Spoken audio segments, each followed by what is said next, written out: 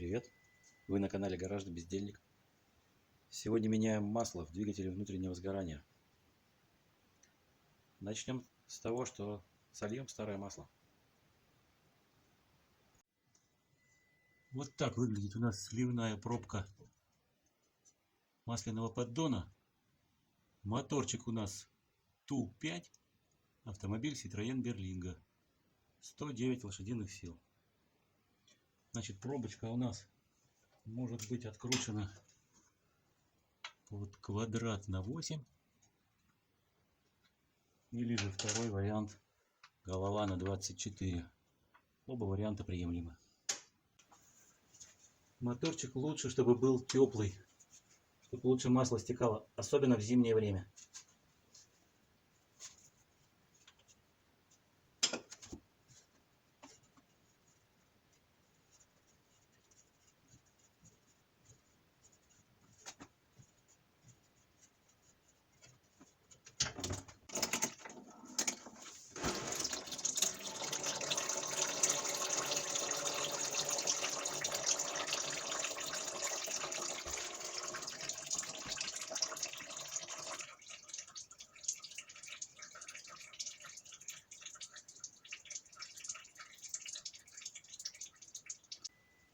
Пока масло продолжает стекать, займемся заменой фильтра. Фильтр у нас расположен в передней части двигателя, вот здесь.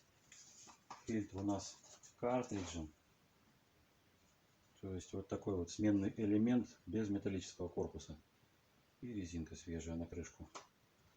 Фильтр беру чаще всего оригинал, вот с таким номером 1109 СК, потому что был напуган, что вот этот вот крест внутри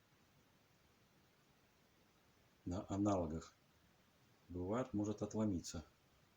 Если он отломится, закроется клапан в корпусе масляного фильтра и может пропасть давление. Так что разницы в цене практически никакой, поэтому берем оригинал. Открываем крышечку заливную, также чтобы масло побыстрее вытекало из мотора. Вот у нас корпус масляного фильтра.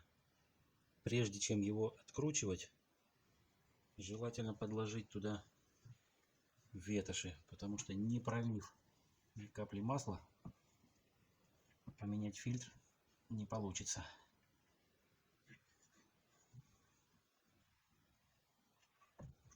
Вот таким образом. Крышка откручивается головой на 27.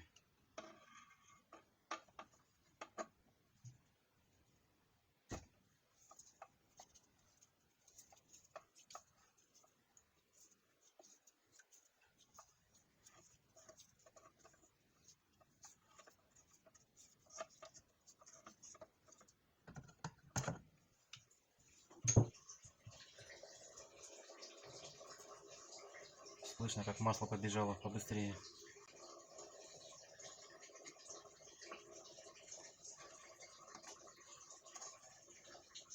Вот он, сменный элемент. И вот резиночка, которую нам предстоит заменить.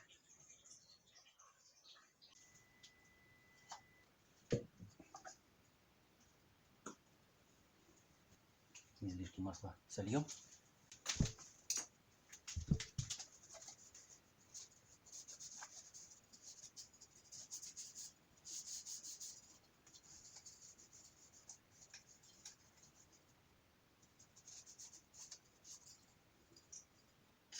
Резиночку меняем.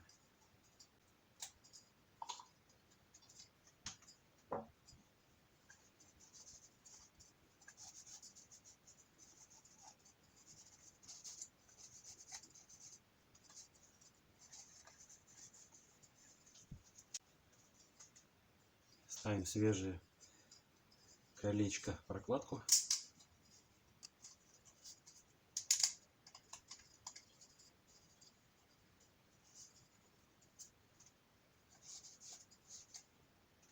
Ставим фильтр. Вверх-вниз у него не существует.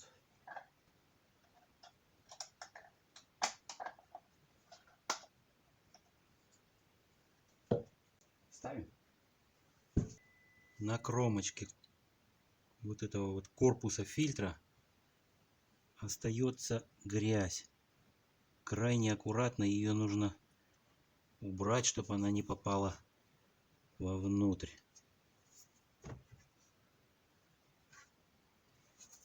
Предварительно бы продуть, но с той стороны туда не пролезть. Так что как-то вот таким способом.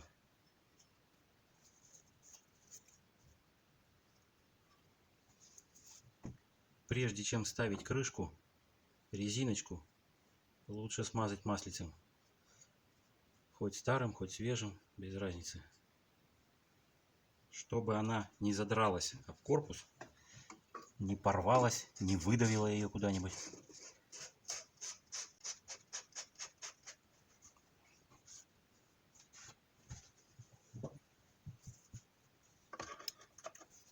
Затягиваем.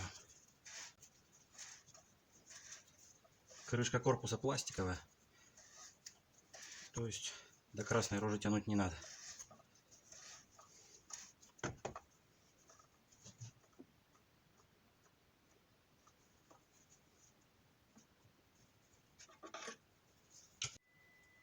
Не забываем убрать ветошь, а то она тут рядом с выхлопной системой, поэтому пожароопасно. Пока мы меняли фильтр, масло с поддона уже практически перестало капать. Полностью на 100% нам его не слить. Поэтому закручиваем трубку.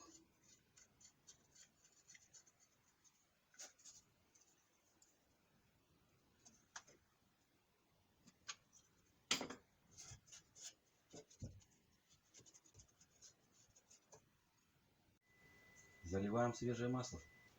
Проверяем чистоту воронки.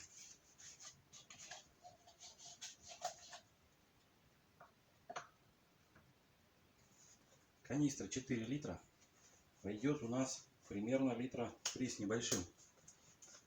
Многие владельцы доливают остаток старого масла, а потом наливают свежее. Я так делать не рекомендую, потому что масло меняется раз в год. И год это как раз то время, когда масло свои свойства не теряет. И время это рассчитываться с момента вскрытия крышки. На собственном опыте убедился, когда заливал остатки старого масла, получалось, что на дне какая-то белая эмульсия. Когда покопался в этом, погуглил, оказывается, за год масло впитало в себя влагу из воздуха. А это нам совсем не нужно. Поэтому проще это масло использовать где-то в других местах. А в мотор налить свежего.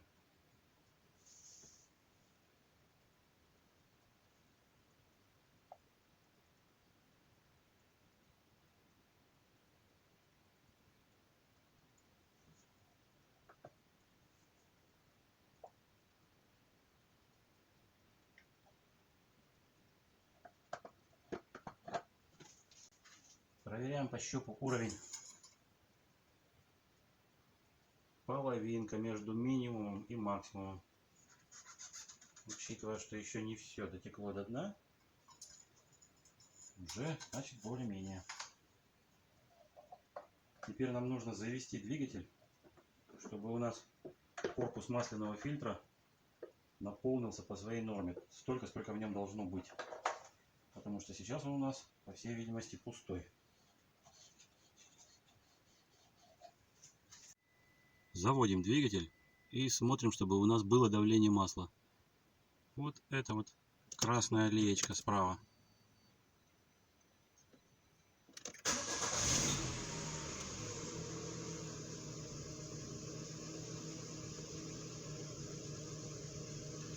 Все, леечка не горит, давление масла есть.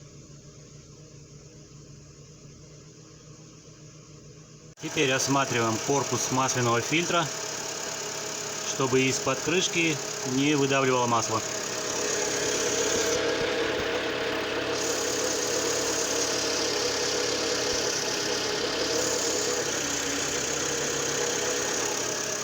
все хорошо. Еще раз осматриваем на работающем двигателе пробку слива масла, чтобы тоже нигде ничего не сочилось. Тоже все прекрасно. Заглушили двигатель.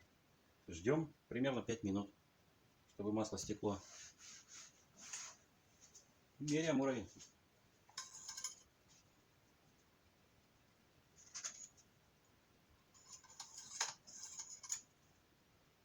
Уровень очень близок к метке минимум. Доливаем немножко.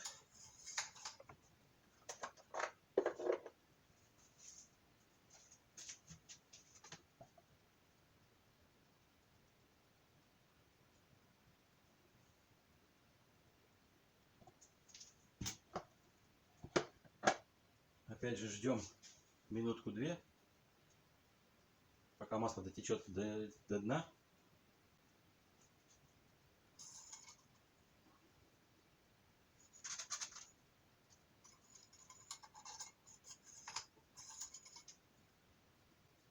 Серединка между минимумом и максимумом. Еще немножко капнем и на этом успокоимся.